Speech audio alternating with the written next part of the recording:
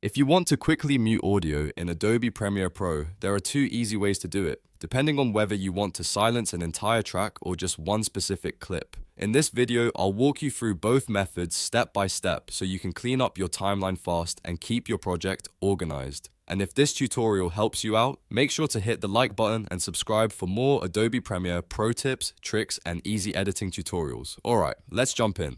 First, let's look at the fastest method, which is muting an entire track.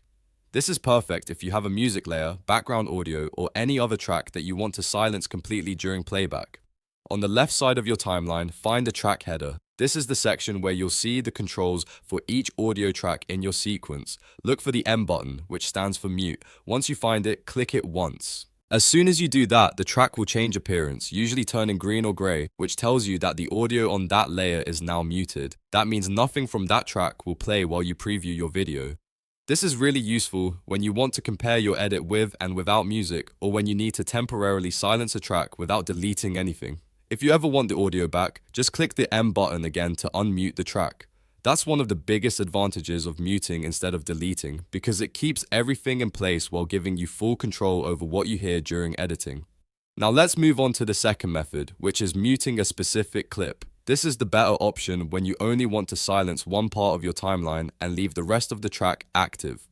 For example, maybe there is one audio clip with unwanted noise or a section you don't want the audience to hear. To do that, right-click the audio clip directly in your timeline. When the menu appears, look for the option called Enable and uncheck it. Once you disable the clip, it stays on the timeline, but it becomes silent. In other words, the clip is still there for reference, but Premiere Pro will not play it back in your sequence. This is a great workflow if you want to keep your edit non-destructive. You are not removing the clip, trimming it away, or permanently deleting it.